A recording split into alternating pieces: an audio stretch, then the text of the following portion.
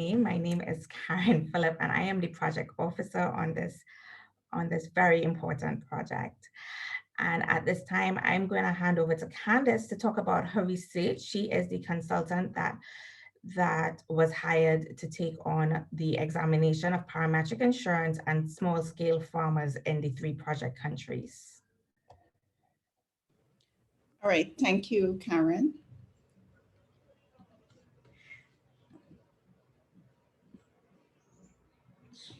All right, good morning, everyone. Greetings from Georgetown, Guyana.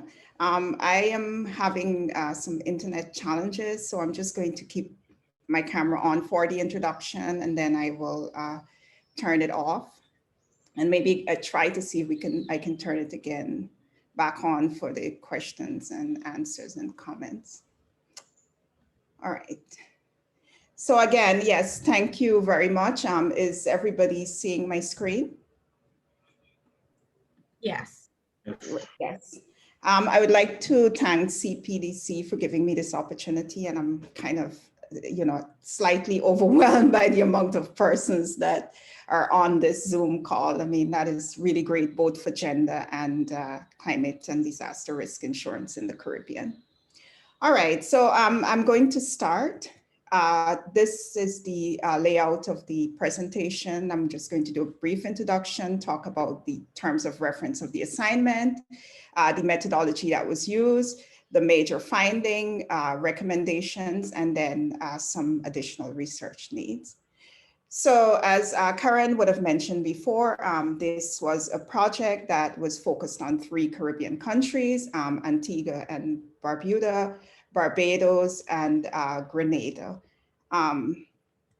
The terms of reference, or the objective of the assignment, was to explore to what extent small-scale farmers with a focus on women farmers in Barbados, Grenada, and Antigua and Barbuda have access to parametric insurance, which use interchangeably with climate risk insurance, and to provide recommendation on the types of additional actions and research needed to improve access and uptake, i.e. identifying the barriers to accessing insurance and to what degree gender is mainstreamed in the programs that are offered in the Caribbean countries. The methodology, this assignment was conducted during the COVID pandemic in the Caribbean. It was conducted in October of last year.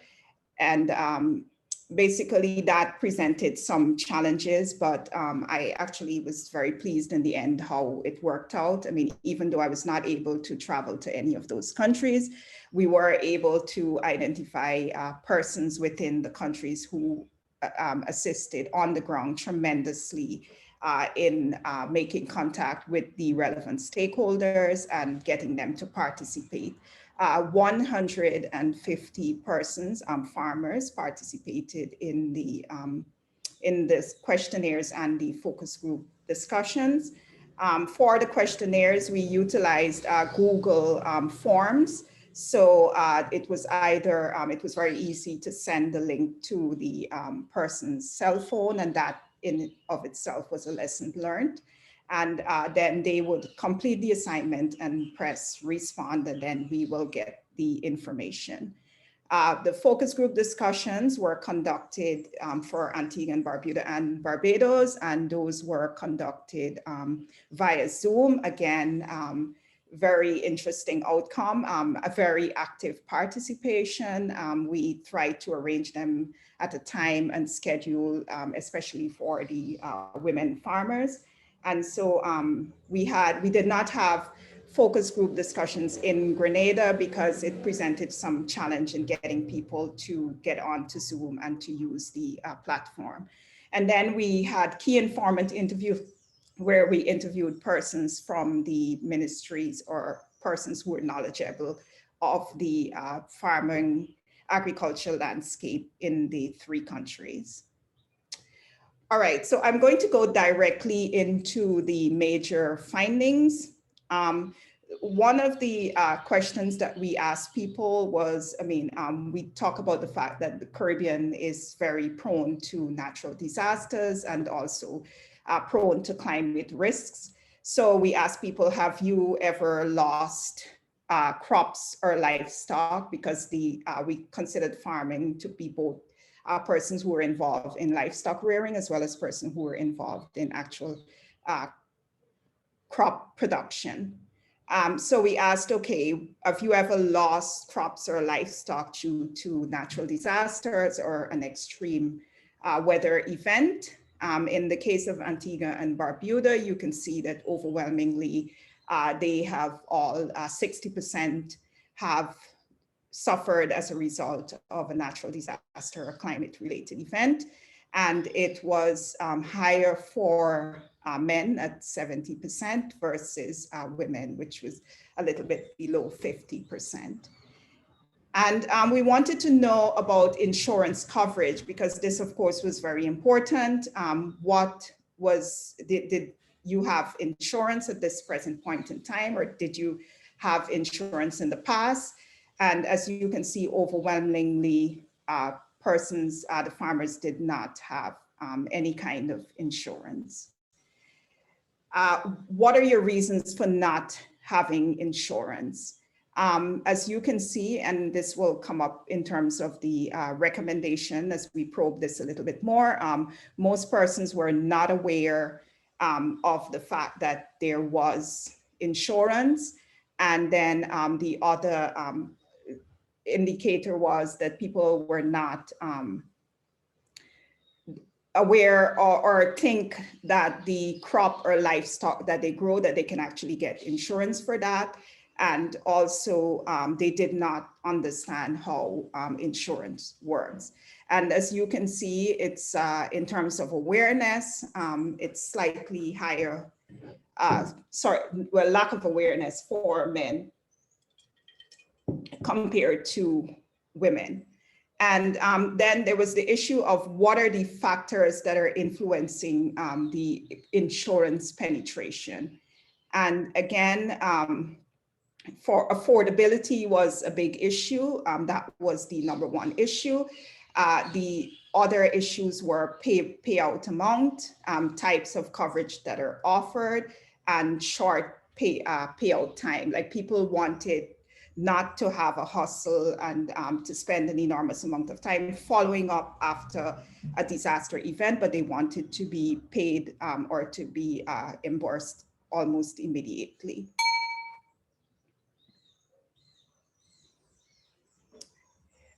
We sort of also probed a little bit on how your knowledge of insurance and ability to purchase insurance, your confidence in being able to go out and secure insurance, knowledge of how insurance work. As you can see, men scored lower in terms of very good. Women had a little bit more confidence in terms of thinking that they understood how insurance worked very good. Men scored a little bit higher there, and then fair and none at all. Which there is a very small percentage of persons who didn't feel that they understood how insurance worked. And the ability to purchase insurance alone, again, you can see that that ability is also high, a little bit higher in males than females, but it's high in both groups. All right, and then we came to Barbados. We asked the same questions again.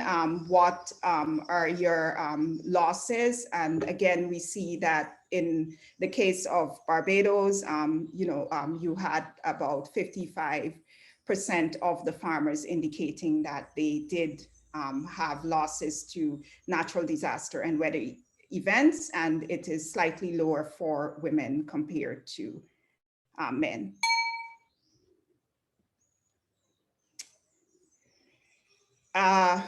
Reasons for not having insurance, again, we asked the same question. The lack of awareness, again, is repeated here in Barbados, and also the fact that people believed that they did not, the insurance that they require for a particular crop or livestock was not available. In terms of factors influencing the penetration of insurance. Again, the issue of affordability is very important, the issue of payout time, and the issue of the payout amount.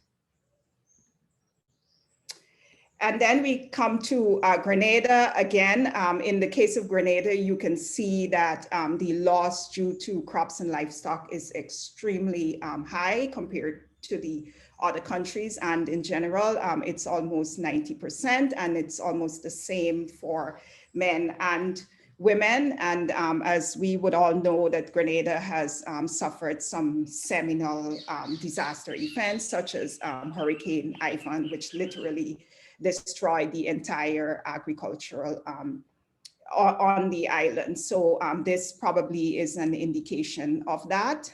And in Grenada, you can see that very few people understood how very few people had insurance, even though they would have suffered losses due to natural disaster. The penetration of insurance was very low.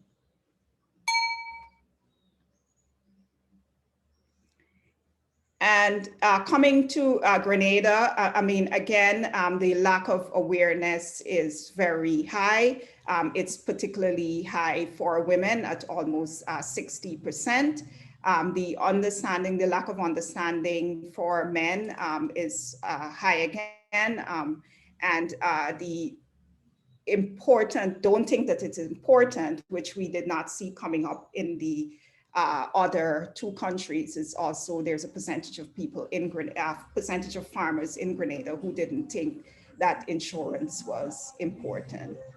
And the factors influencing the penetration in Grenada is almost similar to some of the other islands, and it is also more or less equally the same for males and females. Since the issue of affordability came up, and also we wanted to find out from people, okay, what would you consider an affordable monthly premium? And as you can see, overwhelmingly in Antigua and Barbuda, 77.8% said less than US $50. In Barbados, it was 42.5%, and in Grenada, 58.6%. And then we have smaller amounts in Barbados, 35% said less than US $75. And as we go up to 100 and 150, we see that the amounts decrease, the percent of the population that think that was affordable decreased significantly.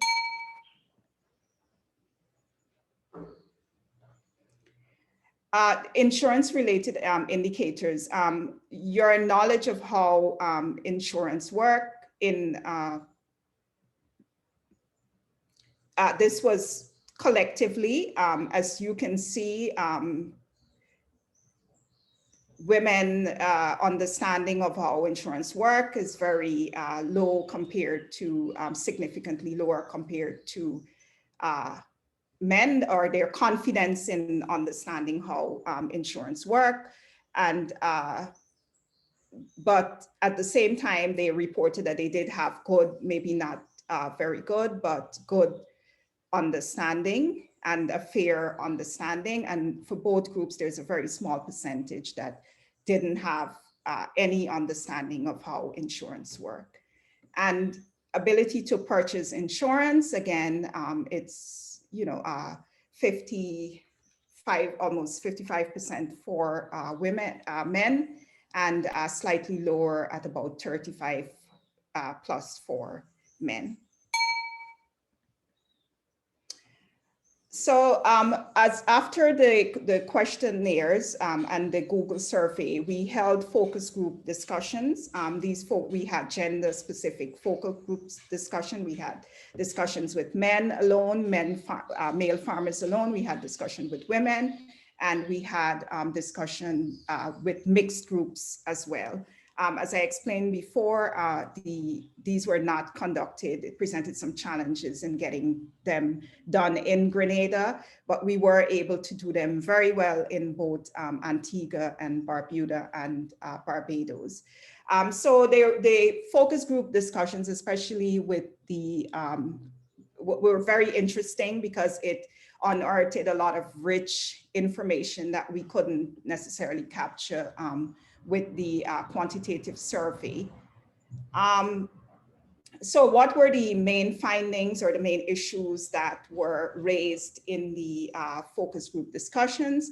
One, women farmers were less convinced that the parametric insurance or climate risk insurance is worthwhile. And this is as a result of them having lots of competing strategic and practical needs. As one woman from, I think it was Antigua and Barbuda said that, you know, this is like another expense, it's another insurance. You know, you have car insurance, you have house insurance, you have mortgage, and now this is another expense. So they were more predisposed to take the risk because in their minds, they had other more important practical needs than having to pay for insurance. For women, again, affordability was a substantial deterrent for getting insurance. And again, this is as a result of their economic constraints, as well as, like I said, their triple roles. You know, they're competing practical and strategic needs, including their reproductive needs, as well as the needs of their family. The need for insurance is different from that of men farmers, and again, which may be linked to their multiple roles in the household. Women felt that the education or the public awareness of insurance was a barrier to them accessing insurance because they didn't feel that it spoke to them. A lot of times they felt that it was not culturally relevant, but also not, it didn't speak their language. Like, for example, I think someone mentioned the fact that they used, if it was done on the radio or on social media, then that presented a challenge for them because they prefer at their downtime in the farm or at home, if someone were to speak to them rather than getting it through these media channels, including social media. And related to that is, again, the avenues used to promote agricultural information, including insurance, is often not gender sensitive. It's usually done through the outreach extension offices of the agricultural offices or agricultural ministries in their countries or agencies, and that did not necessarily at all times coincide with their schedules or their availability to be able to access that information. And again, they wanted a little bit more one-on-one time to sort of think about it, ask questions, etc. For men, overwhelmingly in Antigua and Barbuda, the men saw it as necessary. They were like, this is necessary, we need to get it.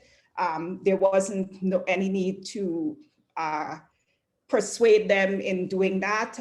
They would have lost crops and livestock to insurance. They've also reported seeing the effects of the climate changes in the island. And so they think, yes, it is necessary to get insurance. Whilst affordability was definitely a concern for men, they see it as a necessary expense and a sort of investment into their farms. And so they did not have the issue of figuring out the various other expenses of the home. So for them was, you know, I can get this because it is needed. It is something that would enhance my or protect my farming investment. So it was affordability might be a concern. It is not an overwhelming concern. For Barbados, again, the affordability was very important to the women, and they questioned in very detailed what is it worthwhile, you know, and there was a need to be able to explain to them why they should make this investment versus doing other things, both in terms of their farming activities, but also in terms of their non-farming activities. The farmers in Antigua, the female women farmers in Antigua, in Barbados, also we had a group of young farmers, youth farmers, women, and then they reported that they were, and the other group of women as well, reported that they suffered gender biases in the agricultural sector. People did not necessarily take them as serious farmers compared to men. And so that they think affected their, or will affect their ability to access insurance, because they feel that it does affect their ability to access credit for their farming activities. In the case of the young women, they said that they suffered from a double whammy, so to speak, because they were they had barriers in terms of both their age and as well as their gender. And we did not conduct focus group discussion with men small-scale farmers in Barbados, but they were involved in the survey.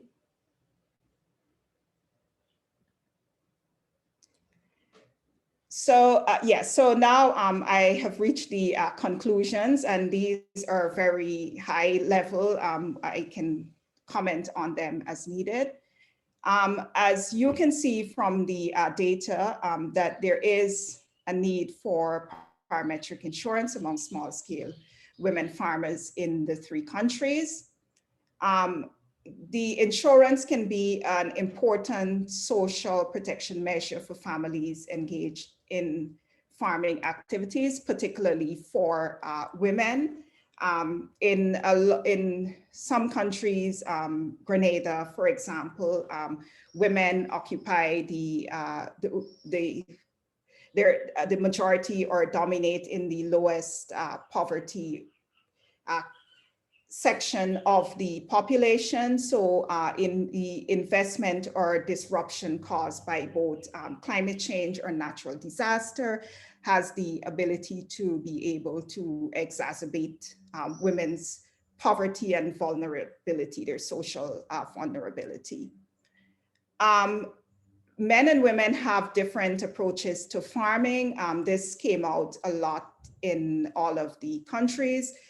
Women reported smaller scale of farming, also using more sustainable practices, but also men and women have different approaches to risk, as I would have explained from the focus group. And even though this, in terms of women risk taking, again, it is due to their competing interest or their competing responsibility. So they have to make a choice as to what will get left behind. Women are constrained in obtaining insurance by their triple roles. I already spoke about that. Women view the prevailing gender stereotypes of the society, again, the issue of who or what a farmer should be, what they should look like, that affect their participation in agriculture and also can be or is a barrier to their access to insurance. And young women, again, face these barriers based on both age and gender.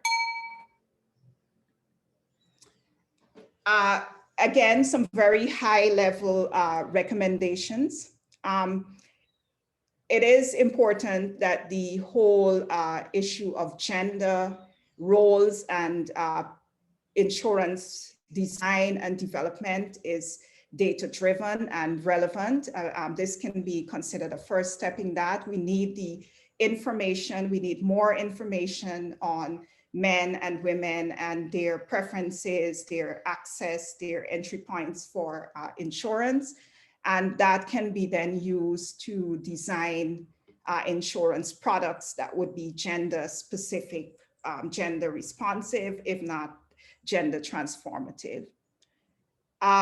It is important to create gender specific and culturally relevant information on insurance, again, coming from the data derived in the first recommendation, and to distribute it through trusted channels to raise awareness and understanding. This is very, very important for women. They want to be able to have channels that respond to women's need, or make women feel comfortable, speak to them in a manner that makes them confident, not in any way diminishes their confidence in both their abilities as farmers and their ability to be able to purchase insurance. The affordability issue came up across all 3 countries, across gender, and so it is important that insurance premiums are affordable. How do we make that affordable is up for discussion. And the issue of gender responsive grievance redress mechanism. Grievance redress mechanisms are very, very important. In the focus groups, people talked about the fact that they didn't have good experiences with insurance, both for those persons who did have crop insurance before, but insurance in general. When there's a problem, they have to run around, get a lot of paper, spend a lot of time following up. People are not available to speak, et cetera, et cetera. And in a time of a natural disaster event, that is an added stress. So they want to be able to have grievance redress mechanisms that are easy, accessible, and that can effective in terms of resolving their grievances very early. For women, they want those grievance redress mechanisms to be more community-based, so they didn't have to go to a bank, to sit in an office to speak to someone, but there's an outreach or extension officer from the insurance company that can resolve those grievances, and they can do it at a time that fits into their schedule and their, speak their language, etc.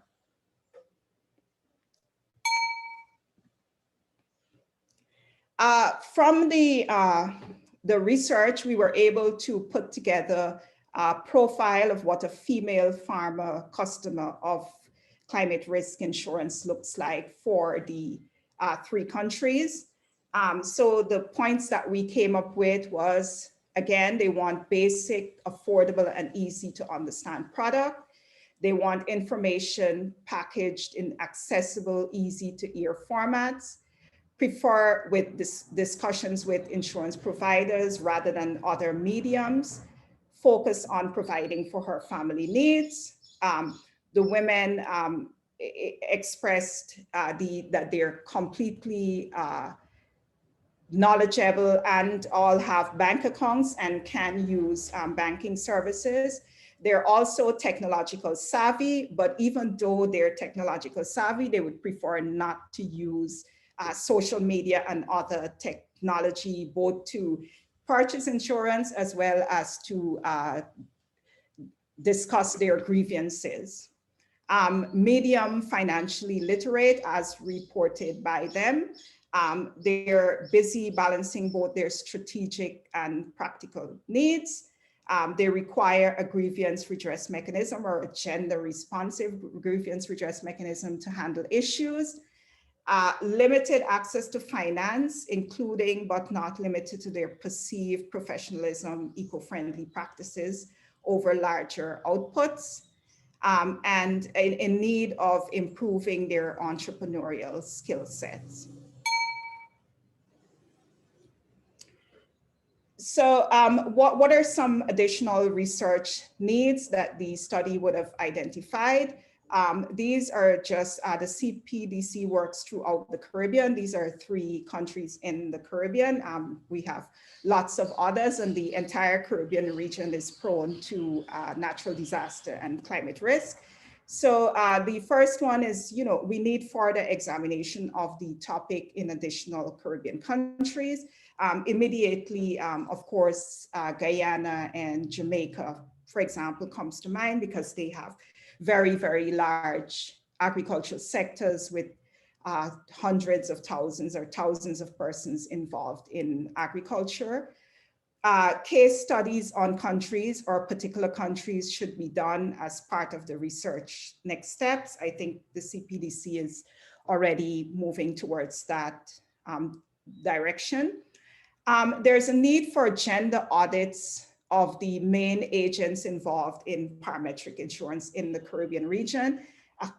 That if we were to consider the insurance of value chain, so we have the government, we have the insurance agents, we have different persons, and we need to conduct gender audits to assess their gender sensitivity or gender responsiveness in terms of responding to the needs of both men and women in terms of insurance.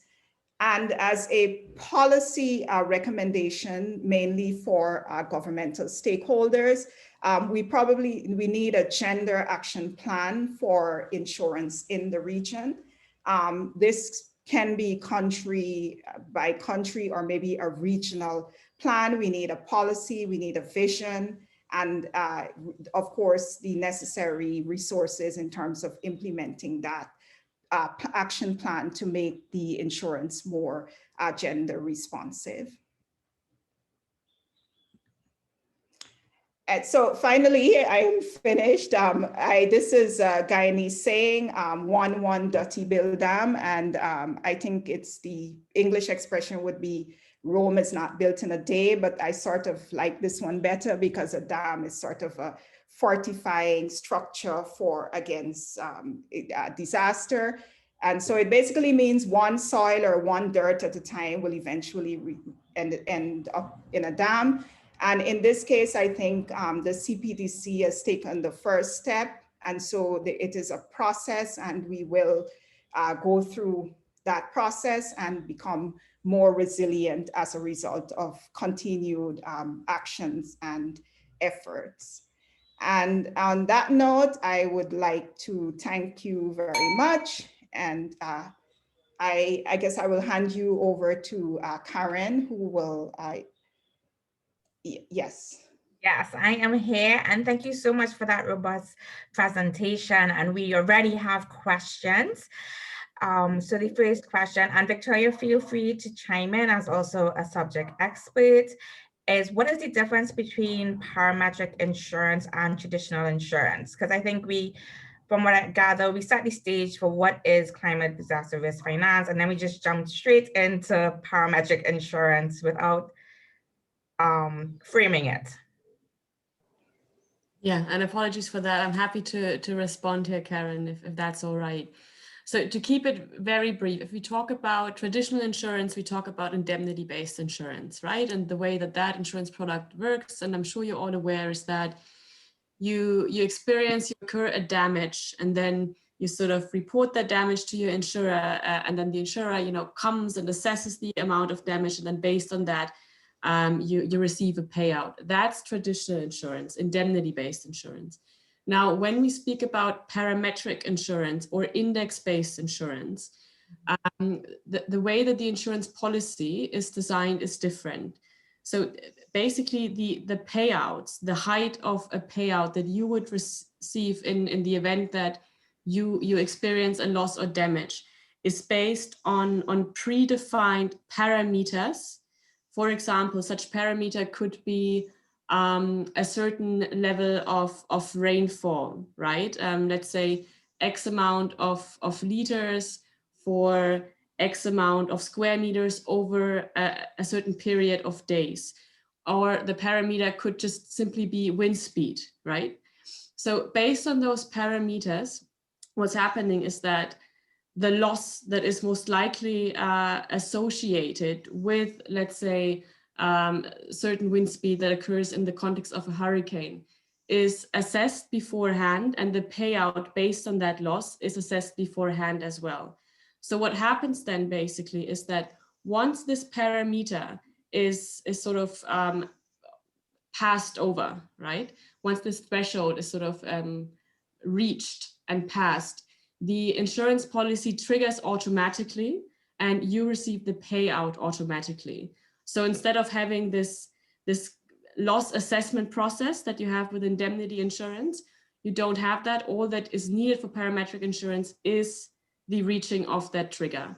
And the reason why parametric insurance or index-based insurance is sort of the go-to instrument for, in the context of climate change right now, and also for climate vulnerable countries, is that this loss assessment process at the end, in the case of indemnity insurance, often takes time, often, you know, is sort of quite tedious and is more expensive overall. Whereas the parametric insurance product doesn't require that necessarily. There are other elements to that, and I'm happy to explain those later, but that's pretty much what it is. And if we think about how gender comes into that sort of, into those considerations, we can think about cases where men, you know, may grow a certain crops, whereas women may grow another crops, right? And for those crops, the different weather patterns and the damages that are associated with different weather patterns are different.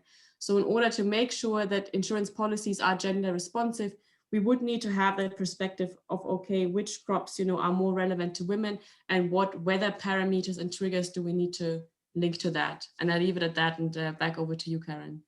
Sure, thanks. Candice, do you have anything you want to add to that before we move on to the other questions? No, I think that was a really great explanation.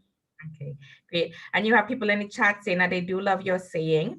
We have one question from Ruth asking, were the farmers interviewed in Antigua full-time farmers, and were any loan officers from the Antigua Barbuda Development Bank interviewed to share their inputs in the insurance process, as it is the chief agriculture financing facility in the island? Okay, so yes, I think the farmers in Antigua and Barbuda were full-time farmers. And no, it proved rather difficult to get insurance persons, you know, in both in the government and in the regional mechanism to respond to the interview. So no, and since we were basically focusing on farmers, we did, you know, we did try, but in the end it did not materialize. So no, we didn't have the chance to interview persons from the bank in Antigua. Okay, thank you so much. I have a question. Would CRIF that operates here in the region be an example of parametric insurance? So I'm going to try to answer that one myself. And as usual, if Candice or Victoria wants to add, they could. So CRIF SPC is the first whirlpool risk whirlpool that operates in the Caribbean, and they offer parametric insurance to government agencies. They do have two micro parametric insurance as available to individuals, being the livelihood protection policy that Victoria mentioned that is available in St. Lucia and Jamaica. And they also have the coast that's available in Grenada and St. Lucia. Yes, Victoria, you wanted to add? Yeah, I can shortly add. So yeah, what Karen said is correct, right? So the CRIF SPC offers parametric insurance and only parametric insurance, and was the first regional risk pool in the world, and offers its products to governments. Now, with regards to microinsurance, it's a bit confusing here. CRIF SPC per se doesn't offer microinsurance, but Karen's explanation sort of still sort of isn't wrong either. With regards to the coast product that Karen is mentioning, government agencies here buy that insurance policies, but they basically forward the payouts directly to the micro level, as Karen explained, which are fisheries and fishermen, and the fishing industry, to then use those payouts at their own disposal. whereas the other products that CRIF SPC is offering are for governments. Governments receive the payouts and governments use the payouts directly, for example, to repair infrastructure, damaged roads, and so on and so forth. Now, with regards to the livelihood protection policy, that is not directly offered by CRIF SPC. CRIF SPC is working together with the MCII as well as the ILO Impact Insurance Facility and insurers from the region, and brokers from the region, which are supposed to be the final distributors of the livelihood protection policy in the context of that work. And the process here, as Karen explained, the LPP has been made available in the countries that were highlighted and is currently being redesigned by MCII in collaboration with CRIF SPC and the ILO Impact Facility, as CRIF SPC, is one of the main regional experts on parametric insurance in the region.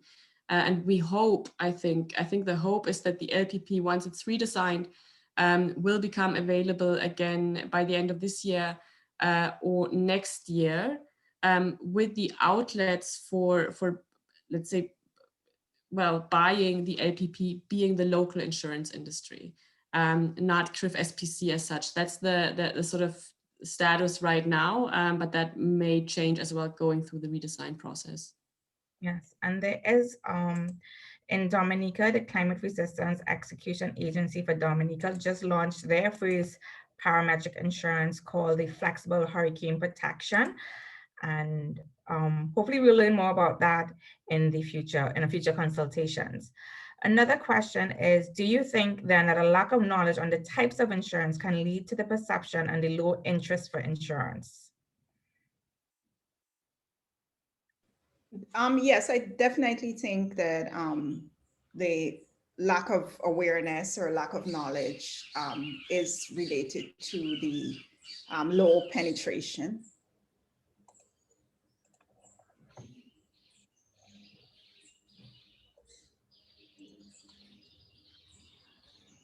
Yeah, so that's what CPDC is trying to do at this time. And we're trying to, by having these consultations and the Risk Resilience Hub and the videos and the research, we're trying to build awareness and understanding of what CDRFI is in the region and how we could help build our resilience. As I said earlier, we are the second most hazard-prone area in the world, which is pretty high.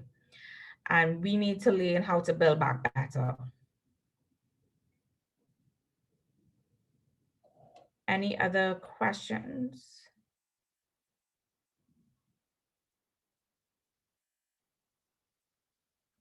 It's unfortunate that both husband and wife farmers are not awarded farmer IDs. Who buys the insurance? Which country are we referring to? Ezekiel?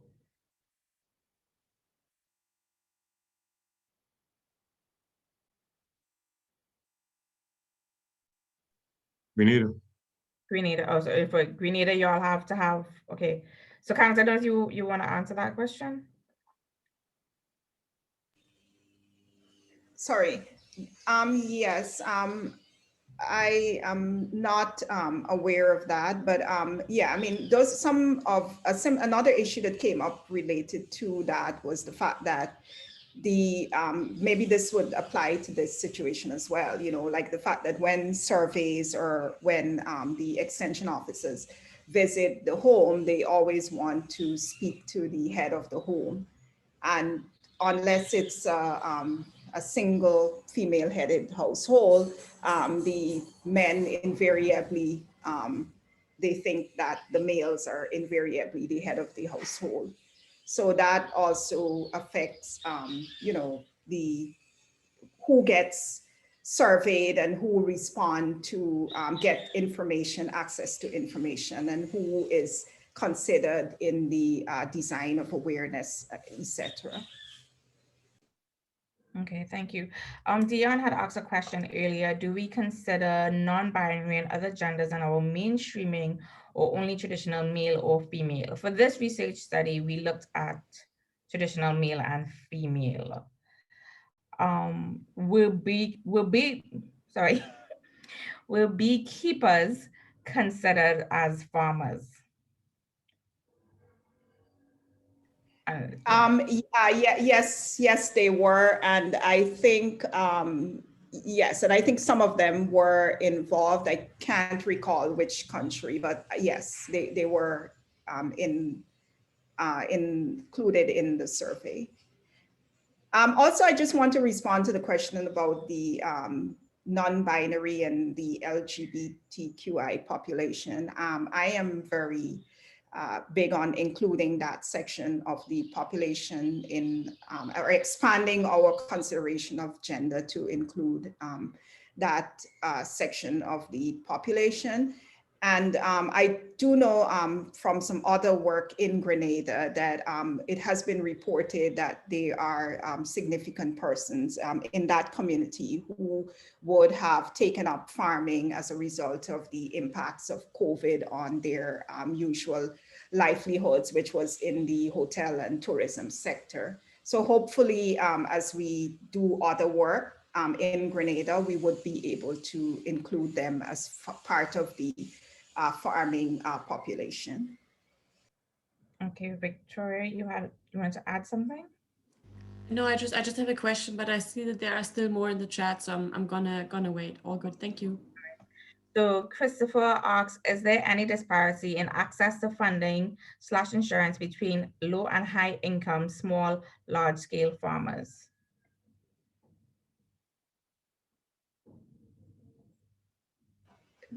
Yes, I mean, so I didn't include all of the questions and all of the responses.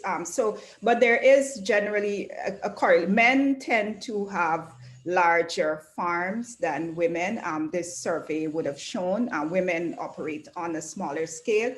And as we could see, there was a relationship between being able to affordability or thinking that it's affordable if you have a larger farm versus a smaller farm. Okay, thank you. Are there any plans to map how size of farm and gender collectively influence interest in insurance? Yes, so that is included in the survey. I didn't speak a lot about that, but we do have that we did do the correlation between size of farm, again, which was reflected in terms of gender and interest in insurance, and also type of crops grown, which would have been mentioned by Victoria as well. Was the level of education taken into consideration with persons' knowledge of insurance? Yes, so it seems like we're asking all the questions that we do have information and graphs for, but I didn't include. And yes, and so overall, I mean, especially in Barbados, the level of education was very high, meaning high school and post high school for the population, and particularly among women as well. We did have even a few, well, university graduates, persons with university degrees and master's degree in the population. So that education was a consideration. Okay, thank you so much for that question, Jennifer. Anyone else? Oh, Victoria, you had a question. Yeah, I do have one. Thanks, Karen. Firstly, I also want to thank you, Candice, for the research. And I really think that's the first piece in the Caribbean on gender and gender relevance for disaster risk finance. And I think it's great and it's very, very rich. And I haven't said that at the beginning when I explained parametric insurance. So thank you for that and also for the presentation. And I do have a question. I think I remember from your research, it also goes a bit into the crops direction. So basically, whether you could observe that women were growing different crops than men. And then secondly, I think you also mentioned that women were more likely or open to the idea of, let's say, more organic or sustainable farming practices. And I wonder whether you could expand on that a little as well. Thank you. Yes. So yeah, so the women, there was a difference in terms of crops grown by men versus crops grown by women, and also the agricultural practices in terms of sustainability and climate resilience. Women tend to have smaller farms, so that in itself, I guess, restricts or them to certain kinds of crops. So women tend to focus a lot on vegetables. There was a lot of herbs and spices as well. And the men focused on other things like, for example, tubers and livestock rearing and plant bananas, etc. So more crops that can be grown with in larger spaces.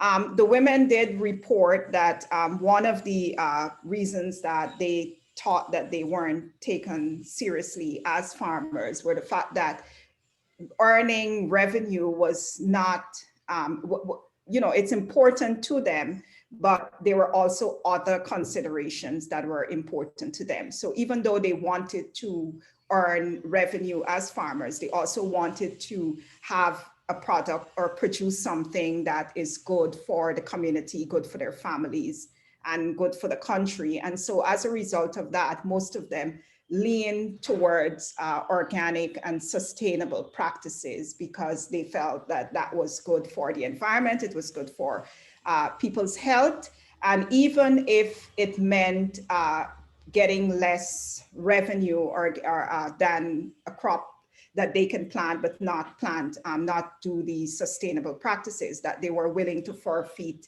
that revenue to be able to farm organically or sustainably.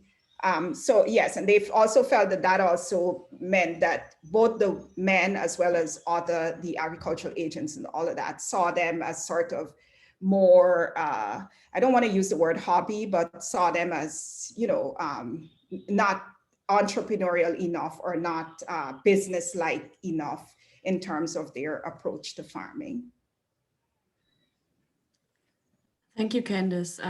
The reason why I'm bringing up the question, right, is that for one, if we think about what gender responsive, product design would mean, right, taking into account those differences between men and women when it comes to the crops, right, they grow, or the business model, the business approach that they take. And I think we can very well say that sustainable farming is a certain business model and is as entrepreneurial as other models. Thinking about these things is important to make sure that the actual insurance policy in the end then also is helpful for women given the crops they are growing. And I also think in terms of, if we think about policy making, right, and Caribbean countries shifting towards more climate resilient, sustainable and climate friendly farming practices, these are entry points, I think, that can particularly support women and sustainable development. When thinking about policy making and sort of how to design certain interventions. That was the background to my question, and thanks for the comprehensive answer, Candice. Thank you very much for those insights. Roderick has said, while we speak of men having larger farms, were there any classification in terms of farm revenue? This leads to the question of women having less revenue. Do you see that the premiums would have to be paid? Difficult to say, but if so, how would it be funded, in particular for the women?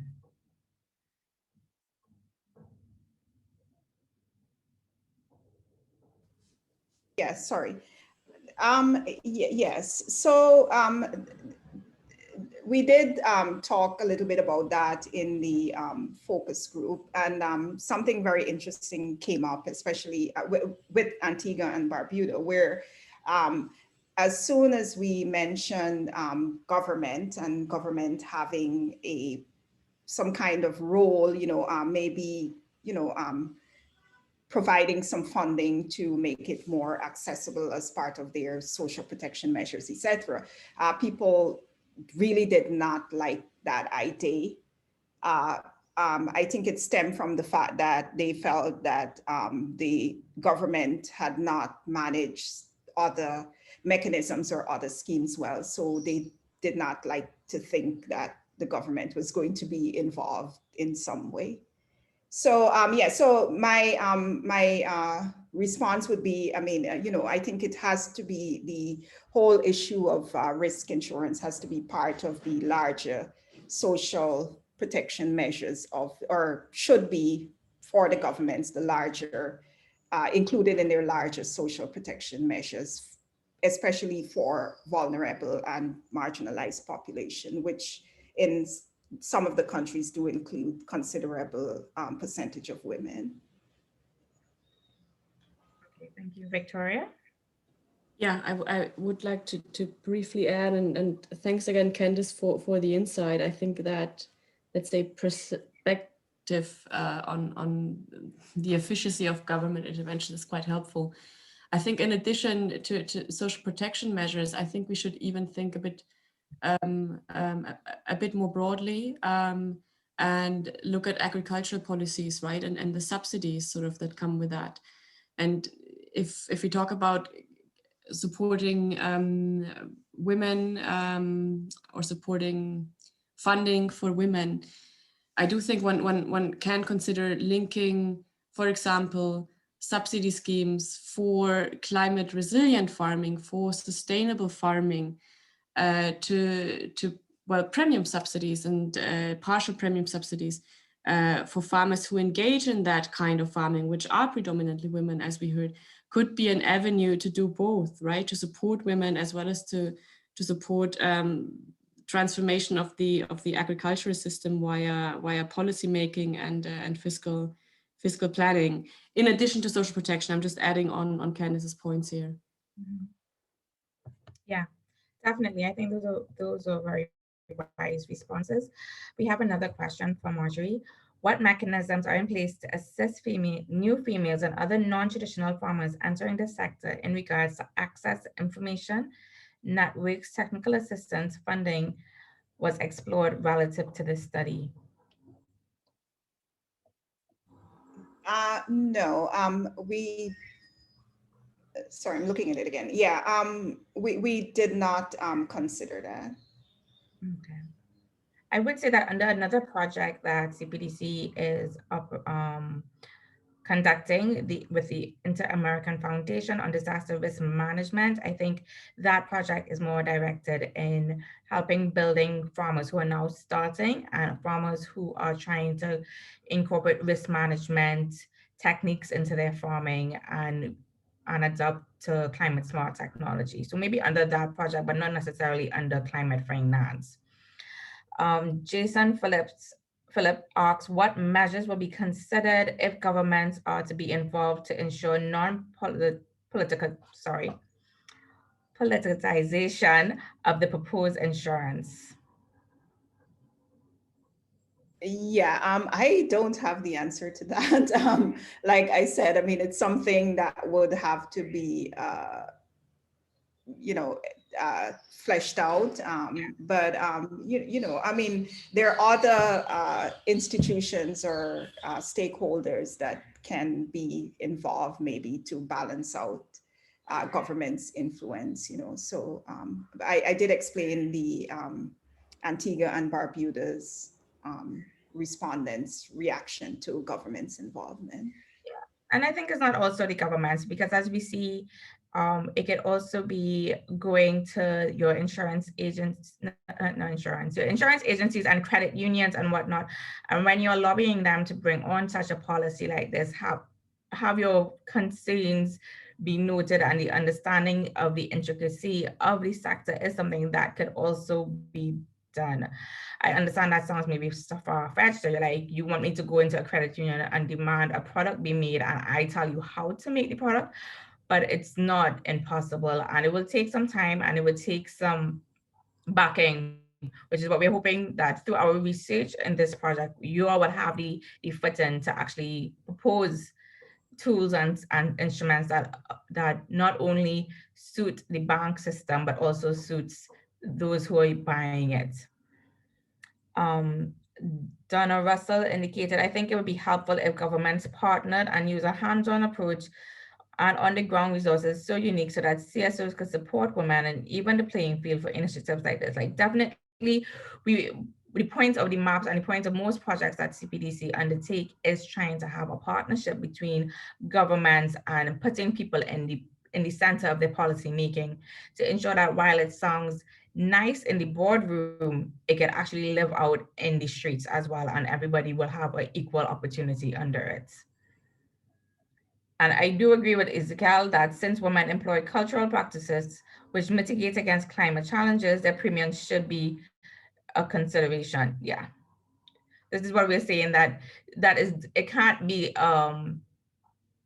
across the board offering of the parametric insurance. It has to, they have to have some consideration. If you're saying that this climate finance is supposed to be pro-poor principles and gender sensitive, we need to have the tweaks, and it should look different across the region.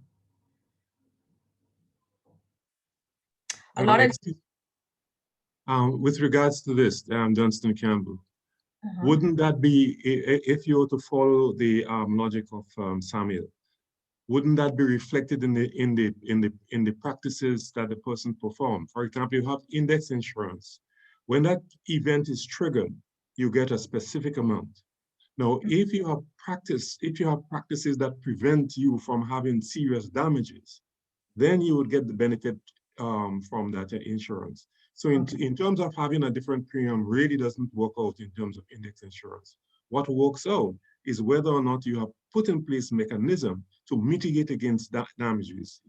So that when it happens, right, you get $100, but for the destruction. But if your practices would prevent you from getting any destruction at all, you get $100 still. So that's where you make the benefit from in parametric. Thanks for explaining. I didn't understand it that way. Thank you. That is great. That is positive bias risk, and that will also help. That would be the anticipate part of CDRFI, and in order to adapt to these different challenges. Thank you. That is a great contribution, Ezekiel and Dustin.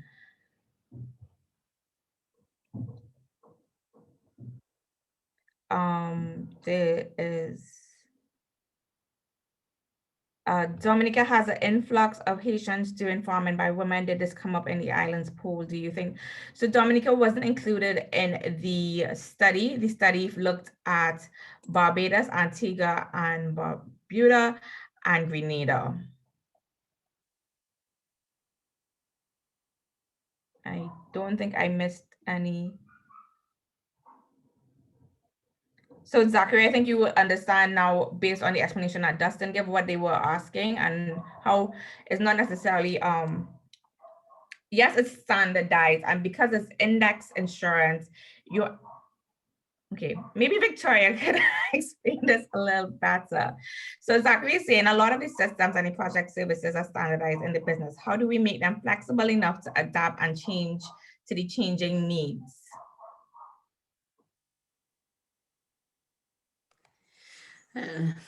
Yeah, that's a tough question, and that's a very valid question. I'm just reading through it again. So I can, if we think about an insurance product, right? I think I can only speak about, for example, the way that the livelihood protection policy was designed initially, where you could buy, you could buy up to 10 units of that policy.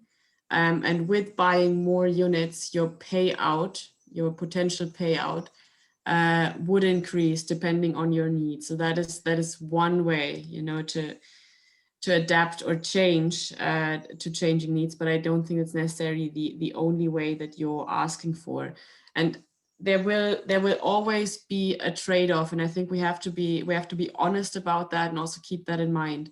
There will always be a trade-off between, let's say, incredibly tailored products and the high costs that come with product development, and that then translate in the end into product pricing on the one hand, with, on the other hand, having standardized products or more standardized products for which product development costs, would naturally be lower because we reach economies of scale at some point.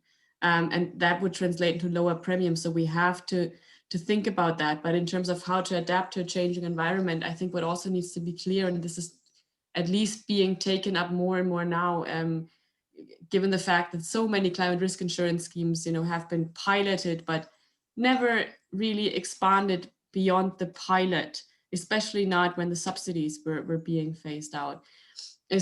There is thinking, and there are approaches now that really look into, piloting products, then having, assessments, basically what you're doing, marketing assessments, right? Market assessments, and then adjusting the product after that. And I do think that in the context of climate risk insurance, especially with the fact that, things are supposed to change, people are supposed to, reduce their risks while also benefiting from insurance, while climate change is advancing, that continuous product adjustment within a 3-year, 5-year cycle would actually be something that needs to be taken into account by whoever works on product development and implementation and the rollout, so by the insurers and development partners who are engaged.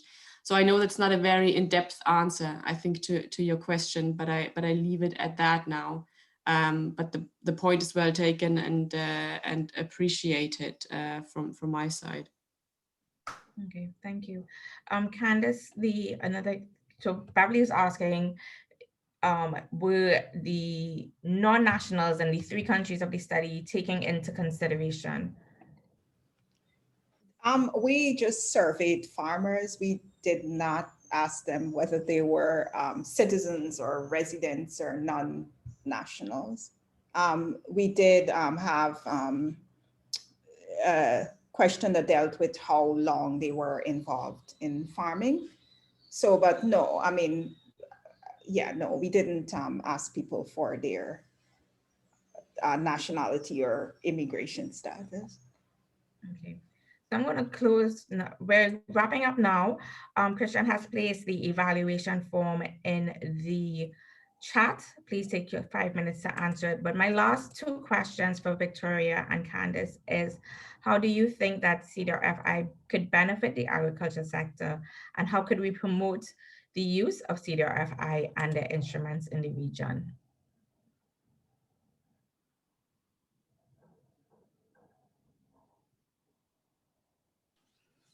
I would ask Candace to go first, I think, given that she did the on-the-ground research, and then I'm happy to chime in.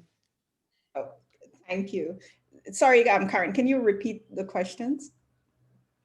How could CDRFI benefit the agriculture sector? And how could we promote the use of CDRFI systems and instruments in the region? Okay, so I will take the last one first.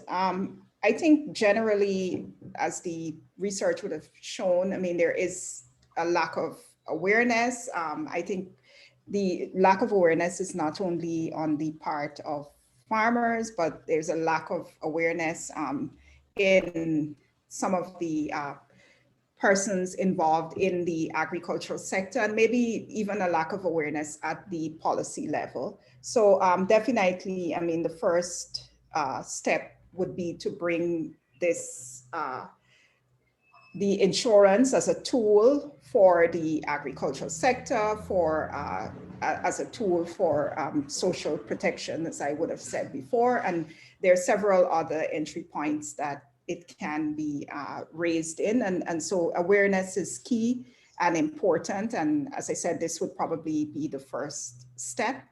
So yeah, there's a need for awareness across the board on the insurance, what it does, how it works. Yes, so awareness is key. And then secondly, the other question, in terms of the agricultural sector, I see it as being able to benefit the agricultural sector. If we look at, they're not included in this research, of course, but in St. Vincent and the Grenadines presently, with the eruption of the volcano, I mean, the part of the volcano that is located, I mean, it basically destroyed the agriculture in that area. And that was a significant player in the agricultural production in the region. So as a region that is prone to natural disasters, it offers at one level some kind of protection for the agricultural sector and food security and all the other related issues that result or that can result as from the impacts of climate change and natural disasters. But more importantly, again, I mean, it would involve protecting the livelihoods and offering some kind of protection for the persons involved in the sector and making sure that they do not become more vulnerable economically, socially as a result of the impacts of climate change and natural disaster on the agricultural sector. So yes, I mean, I know that might be a little bit of a long answer, but that would be my suggestions. Okay, thank you so much. I think it was a great answer, Candice. And I mean, there is no very short answer to this question either, but it's a very good one. I'm going to take the first one, I think, first in terms of what, how insurance, let's say, can support the agricultural sector. And I will repeat a few points that Candice made, as well as make some additional ones. So I think for first, we shouldn't overstate, right? We shouldn't overstate what insurance can do and what it can't do. And we should all be clear on the fact that in the end, at a very basic level, insurance is quick liquidity in the aftermath of disaster, right? It's no magic wand or anything, right, that will solve all our problems, but it's very important. And I think one of the important things is, and that has also already been mentioned by Candice, right, especially for let's say farmers who are operating, you know, at livelihood basis and not at large scale, in the aftermath of disaster, having access to finance, you know, I think helps farmers to, for example, not sell their assets that they have, whether that's, you know, livestock, whether it's, you know, the few crops or proceeds that they still have in order to have quick cash to cover other important needs. That's one important benefit. And the benefit of that is much more long-term than just that immediate not having to sell my assets, because it goes into the fact that farmers can preserve their capital stock, right? Their stock for production, their assets, to keep continuing ideally to grow or at least sustain themselves at the levels that they're at. And that's very important in order to not slip back into lower income. That's one important element, but to keep on a, let's say, positive development trajectory. Now, with regards to, let's say, less immediate effects or benefits of insurance for the agricultural sector, I think we can also say that the access to instruments such as insurance, especially for farmers as well as micro, small and medium-sized enterprises, right, can help to improve, you know, the access to other financial services or instruments such as credit, for example, because it gives more investment security, especially in the absence of collateral, that in the case disaster hits, a farmer would still be able to repay their loan because of the insurance payout they receive. And by getting better access to finance, what that means is that the farmer also, or the farmers also get, you know, access to investment opportunities, and ideally invest in climate resilient investment opportunities. And that could be as basic as switching to more, let's say, drought resistant seeds in terms of the crops that they grow, right? And they also become a bit more likely to take higher risks because they have the insurance as a background, and with higher risks, again, trying to expand and grow their business and their livelihood and their income. The third, I think, benefit that can come from insurance, agriculture insurance, and I think that's specifically relevant in the context of agriculture, is access to, ideally, is access to other services such as climate information services, right? Better information as to how weather patterns or how weather within certain days or periods may change, what to do in order to prepare. We can see that in certain schemes that are being implemented elsewhere. But having said that, and going back to what I said in the beginning, right? It's not, climate risk insurance is not a magic wand. And we really need to think about, looking at the experience that we did in the past, we really need to think about what are high value add products for farmers, right?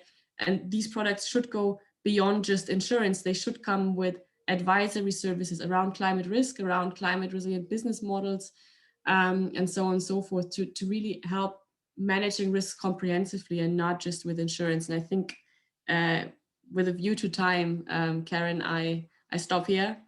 But yeah, thank you.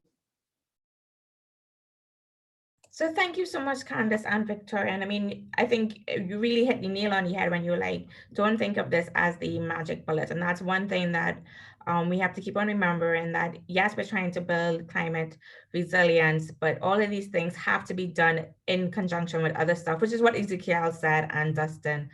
And so therefore, as we go from this meeting, it's not only to keep in mind that we are going to be building our capacity to understand these issues, but also what else could be done to help us build back better when we do face a natural hazard. As I said, we are hoping to launch Candace's research paper on the work that she presented by Friday for the latest. I think we might also send it out via a email blast to those who have registered, and then the position paper will be out as well, and that would be disseminated not only to the general public but also to the policy makers. Just a reminder of the evaluation form that is in the chat to help us to know how we could improve these consultations. We are hoping to have the other consultation in June, and I will let you all know as soon as I have the confirmation from these speakers, and I hope to see you all again sometime soon. Thank you so much for being here and for this vibrant discussion. Have a great day.